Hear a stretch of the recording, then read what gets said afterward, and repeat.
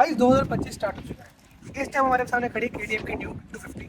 आज हम करेंगे इसका पूरा ओनरशिप रिव्यू, जानेंगे इस बाइक के बारे में, क्या इसके अंदर अच्छाई है बुराई है, ओनर को कितने की पड़ी, क्या आपको ये बाइक लेनी चाहिए, एक्सट्रीम 250 से भी इसको कंपेयर करने की कोशिश करेंगे और बहुत सारी बातें करेंगे इस बाइक को लेके। तो चलिए इस वीडियो को स्टार्ट करते हैं। अनमोल जी हमारे साथ आ गए। अनमोल जी कैसे हैं आप? भाई बढ़िया। तो अनमोल भैया, ड्यूक 250 मतलब 2025 में आपने कब ली थी, पहले बात बताते? ये 10 मार्च में मिली था इसी साल। 10 मार्च को। तो ये आपको ऑन रोड कितने की पड़ी भैया? 260।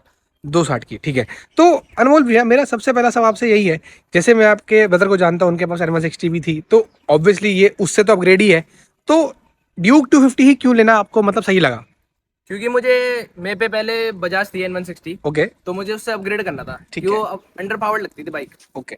तो अब हम देख रहे थे कि अब लेनी है कोई बड़ी बाइक हम्म। और मतलब माइलेज वाइलेज भी अच्छी हो हम्म। और सिटी के लिए भी हो। तो पहले तो हमने यामा देखी R15। ओके। तो वो अंडर पावर्ड लगी वो भी 155 है वो भी। ठीक है। फिर MT तो दोस्तों पे है ही। ओके। तो लेने से है। फिर आ गई जिक्सर। जिक्सर में वो मजा नहीं मुझे लगा। अच्छा। तो फिर लास्ट यहाँ वो KTM आई। ओके। तो जैसे अभी KTM आपने ये तो ले ली, आपको इसके अंदर ड्यूक 200 भी मिल रही थी, आपने उसको कंसिडर करने का सोचा नहीं एक बार? नहीं 200 क्योंकि फिर वही 130 ही जाती है वो भी। अच्छा, तो बेसिकली आपका जो मेन पर्पस ये था वो था कि बस आपको जो बाइक चाहिए वो थोड़ा एग्रेसिव हो, भगाने में स्पोर्टी हो। ओके। तो अनमोल भी ये सब बताने के लिए आपका बहुत बहुत थैंक यू। अब मुझे आपसे ये पूछना था कि जैसे आपने बताया 260 की पड़ी, तो 260 में करने के बाद, पे करने के बाद, क्या आपको मतलब जो आपने कितने किलोमीटर चला ली, पहले आप बता सकते हैं एक बार? ये मैंने चला ली 350 किलोमीटर। मतलब 10-15 दिन ही हुए इस बाइक को, तो ऑब्वियसली वो किलोमीटर कम है, बट चलाने में क्या फील आता है आपको, मतलब कैसा है? चलाने में भाई एकदम पंच आता है इसको चलाने में ना, लगता है कि कोई बढ़िया बाइक ही चला रहे हैं। अच्छा, तो मतलब ये जो इसका थ्रोटल रिस्पॉन्स है थोड़ा उसके बारे में बता पाएंगे? भाई थ्रोटल रिस्पॉन्स तो क्या ही बताऊं, इसका जो थ्रोटल रिस्पॉन्स है ना हम्म। बहुत ही बढ़िया है। बहुत अगर बढ़िया। छोड़ते ही ये फेंक देती पीछे। अच्छा, मतलब वो एक तरह से जो बोलते हैं कि इनिशियल जो पंच है बाइक का, हाँ वो वो बहुत बहुत तगड़ा स्ट्रांग है, है। ठीक है। तो अभी जैसे आपने बताया है कि इसका इनिशियल पंच स्ट्रांग है, आपको ये इस टाइम पे माइलेज कितना दे रही होगी? ये 30 का दे रही है। अभी फर्स्ट सर्विस नहीं हुई है हाँ इसकी, नहीं हुई राइट? भाई। तो फर्स्ट सर्विस नहीं होने के बाद भी आपको ये 30 का एक हाँ नंबर मिल रहा है, तो इन फ्यूचर अगर इसकी सर्विस हो जाती है, आपको क्या लगता है कितना मिल सकती है? कंपनी क्लेम वही है 30-35, तो मुझे लग रहा है वही 30 देगी। तो ये तो वो हो गया, लेकिन आपका जो एग्रेसिव ड्राइविंग स्टाइल है, आप फिर उस तो 25 देगी फिर तो। ओके, ठीक है। तो ये सब तो हो गया। अभी मुझसे आपसे ये पूछना था कि जैसे आपने इसको, खैर 10-15 दिन ही होंगे तो आपके लिए मुश्किल होगा थोड़ा बताना, बट फिर भी मैं पूछना चाहूंगा कि इसका जो सीटिंग पोस्चर है, जो इसका पूरा हैंडल से लेके सीट का पूरा सेटअप है, वो एक मतलब समझ लीजिए कॉलेज स्टूडेंट या थोड़ा एक पर्सन जो अभी अपनी 200cc बाइक से स्विच करना चाहता है, उसके लिए कंफर्टेबल रहेगा ये? हाँ मैं मोस्टली यही चलाता हूँ। मैं अब बजाज नहीं चलाता, मेरा भाई चलाता बजाज क्योंकि ओके। जब जब मैंने चलाई है ना एकदम कंफर्टेबल बाइक है। शॉर्ट बोल लो लॉन्ग बोल लो, लॉन्ग तो खैर इतनी चलाई नहीं मैंने। और पिलियन सीट भी बहुत बढ़िया है कि ब्रॉड है, देख सकते हैं आप। हम्म। तो अनमोल भैया, ये सब बताने के लिए आपका बहुत थैंक यू। अभी मैं एक बार आपसे पूछना चाहूंगा, जैसे आपने ओडोमीटर एक बार हम अपने व्यूअर्स को दिखा दे। इसका जो ओडोमीटर है वो कुछ इस प्रकार से है। सबसे पहले तो सबसे पहले तो इसमें दो मोड आते हैं। पहला स्ट्रीट और दूसरा ट्रैक। ओके। और ABS में भी दो मोड आते हैं, एक रोड और एक सुपर मोटो। ओके। ओके। और ये तो बाइक इन्फो हो गई सब, कि हम्म। कूलेंट का temperature, fuel range, battery, odo, service hmm. और ट्रिप है ये तो। हम्म। और सेटिंग्स में इसकी सबसे एक बढ़िया बात है कि इसमें आता क्विक शिफ्टर, हाँ। डाउन भी और अप भी। अभी ऑफ कर रखा है ओके। लेकिन ऑन भी कर सकते हैं उसे। तो जैसे ही आपने ये फीचर्स दिखाए हैं, ये एक मतलब पर्सन के लिए थोड़ा हैंडी आ जाता है। जैसे मान लीजिए अभी इसमें कनेक्टिविटी का जो फीचर है, मुझे उसके बारे में पूछना था कि इसमें जैसे ब्लूटूथ कनेक्टिविटी है। हाँ है। हाँ, तो ब्लूटूथ कनेक्टिविटी अगर इसमें है, तो इसके अंदर कैसे, अगर आपको ट्रैवल करना हो तो आपको टर्न बाय टर्न नेविगेशन मिलता है इसमें? हाँ तो वो चीज़ मतलब हेल्पफुल है एज अ ओनर के लिए, अगर आप मतलब किसी अननोन सिटी में जाना चाहते हो तो उसमें आपको कंफर्टेबल रहेगा, राइट? हाँ लेकिन एक दिक्कत है इसमें हाँ जी। कि एंड्रॉइड में तो 10x10 नेविगेशन दिखा देता हो कि ओके। मैप डाउनलोड हो जाता है उसमें। ओके। लेकिन आईफोन में मैंने एक यूट्यूब में वीडियो देखी थी हाँ कि हाँ। उसमें मैप डाउनलोड नहीं होते, जिसकी ओके। वजह से आईफोन में थोड़ा मुश्किल है तो थोड़ा अभी बहुत। तक आपने वो चेक नहीं किया है फिलहाल के नहीं। लिए? ओके, ठीक है। अब चलते हैं मेन मुद्दों पे। 10-15 दिन हो गया बाइक को लिए हुए, मुझे आपसे जानना था कि आपको इसके सबसे बढ़िया प्रोज क्या लगे कि हाँ यार ये तो बहुत ही बढ़िया इस बाइक के अंदर?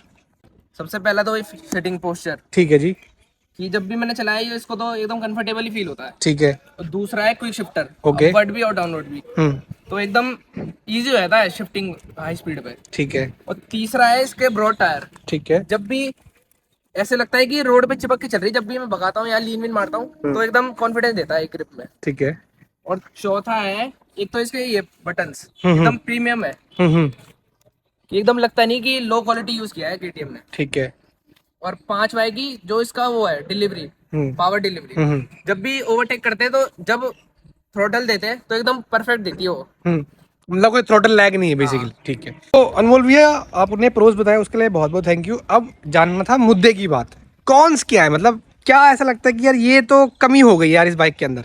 देखो सबसे पहले तो टायर, अगर अच्छा, टायर अगर है ही नहीं। इतना फेंक देती है मिट्टी कि भाई पूछो मत, हद नहीं है जिसकी। अच्छा, मतलब अगर कोई बंदा पिलियन पे बैठता है तो उसको गंदा होने का। जिसने भी टेल डैडी लगाई है हाँ। उसकी ये बात। अच्छा, ठीक है। ठीक है। और दूसरी, थ्रो, लाइट थ्रो। अच्छा, इसका हेडलाइट रात का, में तो रात का काम ही इसका नहीं है इसका। हेडलाइट का थ्रो अच्छा नहीं है, हाँ, मतलब वीक है या फिर बिल्कुल मजा ही नहीं आता। खत्म ये मान लो। ठीक है, नेक्स्ट। और हीटिंग इशू जो केटीएम की है, वो तो भाई 250 में भी आ गई हो बहुत ज्यादा, पिछली से भी, अच्छा। Gen 2 से भी। अच्छा। चौथा पॉइंट है हम्म। वो इसकी प्राइसिंग है। ओके। इसकी मुझे लगा ज्यादा है प्राइसिंग हम्म। बाकी उससे, कि इस रेंज में NH 400 आ जाती है, ठीक है। प्राइम T4 आ जाती है, हम्म। और एक्सट्रीम 250 भी आ रही है अब तो, हम्म। कि कह रहे हैं कि ज्यादा पावरफुल है इससे। हम्म। और जो इसका पांचवा है वो थोड़ा मुझे लग रहा है कि वो इस सर्विस में हो जाएगी, फर्स्ट सर्विस के बाद, हम्म। कि जब भी मैं चलाता हूँ ना इसको, थोड़ा सा 40 के पार जाता हूँ तो ये थोड़ा आवाज करने लग जाती है हर जगह अच्छा, से, ये दिल्ली फिट एंड वगैरह हो फिनिश का गया। थोड़ा है इशू हाँ। मतलब। तो अनमोल भैया, अब आपने एक बाइक का नाम लिया जिसके बारे में मुझे आपसे बहुत स्पेसिफिकली बात करनी थी, वो थी एक्सट्रीम 250। जब आपने बाइक ली उसके 10 दिन के अंदर ही एक्सट्रीम 250 की बुकिंग स्टार्ट हो गई है, और जैसे आपने बताया कि एक्सट्रीम 250 इससे थोड़ी बहुत सस्ती भी है, और पावर का भी ठीक ठाक उससे मतलब है, और अगर आप यूट्यूब पर जाएंगे तो अच्छा कंपटीशन दे रही है वो ड्यूक 250 को। तो कहीं ना कहीं आपका क्या, आपको लगता है कि यार मैं रिग्रेट कर रहा हूँ कि यार क्या थोड़ा मैं वेट करके अगर एक्सट्रीम 250 रहता तो शायद मैं थोड़ा लाइक सेटिस्फाइड रहता। देखो इसको लेके तो रिग्रेट तो एज सच मैं बोलूंगा नहीं हो रहा है, ओके। क्योंकि ये पब्लिक अटेंशन ग्रैबर तो है पूरी। ओके। जो हीरो की एक्सट्रीम 250 है, हम्म। तो आपने भी करिश्मा ऑन कर रखी, तो आपको पता ही है आफ्टर सेल्स कैसी है उसकी। तो तो इसीलिए वो थोड़ा। बेसिकली आप ब्रांड की जो आफ्टर सेल सर्विस और ब्रांड की लॉयल्टी पे थोड़ा ज़्यादा इंक्लाइन कर गए हैं यहाँ पे। तो अनमोल भैया, वीडियो खत्म होने से पहले मैं आपसे ये पूछना चाहूँगा कि जैसे आपने जो भी आपको प्रॉब्लम फेस हो रही है, क्या आपको लगता है कि जब आप शोरूम जाएंगे, या जैसे ये टायर अगर का तो हम कुछ नहीं कर सकते, लेकिन जैसे आपने बोला फिट एंड फिनिश का इशू है और हीटिंग इशू है, ये आफ्टर सर्विस में कुछ मतलब ठीक होने के चांसेस हैं? हाँ, क्योंकि उनका स्टाफ अच्छा है, हमने बात करी थी जब लेते वक्त, हम्म। तो एकदम फ्रेंडली स्टाफ था। ओके। तो अब देखते हैं। ओके। तो अनमोल भैया, जैसे अभी एक आप भी कॉलेज स्टूडेंट है, तो मैं एज अ कॉलेज स्टूडेंट किसी और बंदा अगर हमारे कोई वीडियो देख रहा होगा, तो मैं उनके लिए पूछना चाह रहा हूँ कि क्या आप ड्यूक 250 इस टाइम पे एक कॉलेज जाने वाले स्टूडेंट को रिकमेंड करेंगे, कि आप बोल सकते हैं कि हाँ आप मतलब जैसे आपने बाकी बाइकों के नाम लिए, और अब तो मुझे कहीं ना कहीं लगता है गोरिल्ला भी जो है ड्यूक 250 की रेंज में ही आ रही है, तो आपका क्या उसके ऊपर फीडबैक रहेगा कि क्या रहना सही रहेगा लेने देखो के लिए? मैं भी एक तरह से तो कॉलेज स्टूडेंट ही हूँ, कि मैंने भी बजाज ले जाता था पहले। हम्म। अब हमने लिए 250। हम्म। लेकिन ये थोड़ी एक्सपेंसिव है कॉलेज स्टूडेंट के हिसाब से, कि ये 260 की, अब इनफैक्ट अब तो 280 की होगी है ओके। अप्रैल से। ओके। तो बाकी बाइक कंसीडर कर सकते हैं वो लोग। हम्म। इसकी N 250 होगी, वो भी अच्छी बाइक है। हम्म। और NH 400 होगी, ये वो थोड़ी वही है, पावर डिलीवरी उसकी भी ज़्यादा है हम्म। प्राइस के हिसाब से। हम्म। तो जैसे मुझे आपसे ये पूछना था, आपने NS 400 की बात करी, मेरा हमेशा से एक माइंड में पर्सपेक्टिव रहता है कि एक यंग राइडर के लिए 30 bhp से ऊपर कोई भी बाइक लेना थोड़ा सा एक वो हो जाता है कि इतनी पावर बैंड वो सही तरीके से काउंटर नहीं कर पाते थे, सही तरीके से हैंडल नहीं कर पाते। तो उसमें कहीं ना कहीं आपको लैक ऑफ कॉन्फिडेंस आता है कि यार इतनी बड़ी बाइक है, अगर कल को मतलब ज़्यादा पावर खींच दी तो कहीं ना कहीं कुछ मतलब स्लिप ना हो जाए, उसके बारे में कुछ कहना चाहेंगे? बिगिनर को तो मैं मना ही करता हूँ, क्योंकि ये बहुत, ये जो बाइक है KTM जो बड़ी बड़ी सीसी की होगी सब, इनकी जो पावर डिलीवरी बहुत वो है, क्विक। ओके। तो अभी जो बिगिनर्स है वो संभाल नहीं पाएंगे, वो ठोक वोक देंगे इधर उधर। अच्छा। तो वो R15 ले सकते हैं, हम्म। या N 160 ले सकते हैं। ओके। रेट बताता हूँ आपको। मैं कल नंबर प्लेट लगाने गया था इस बाइक की, ओके। तो वहाँ पे एक ड्यूक 250 आ रखी थी, हम्म। सिर्फ 3000 चली हुई थी, हाँ। और वो कॉलेज स्टूडेंट ही था। उसकी कॉलर बोर्ड टूट गई थी अरे एक्सीडेंट में। बाप रे। तो मतलब पावर बैंड हैंडल करना थोड़ा डिफिकल्ट हो जाता है यंगस्टर्स के लिए, राइट? तो ये सब बताने के लिए आपका बहुत बहुत थैंक यू अनमोल भैया। बाकी मैं बस जाने से पहले हमारे व्यूअर्स को एक बार इसका एग्जॉस्ट नोट सुनाना चाहूंगा, कि एक बार इसका एग्जॉस्ट नोट सुना दीजिए हमारे व्यूअर्स को।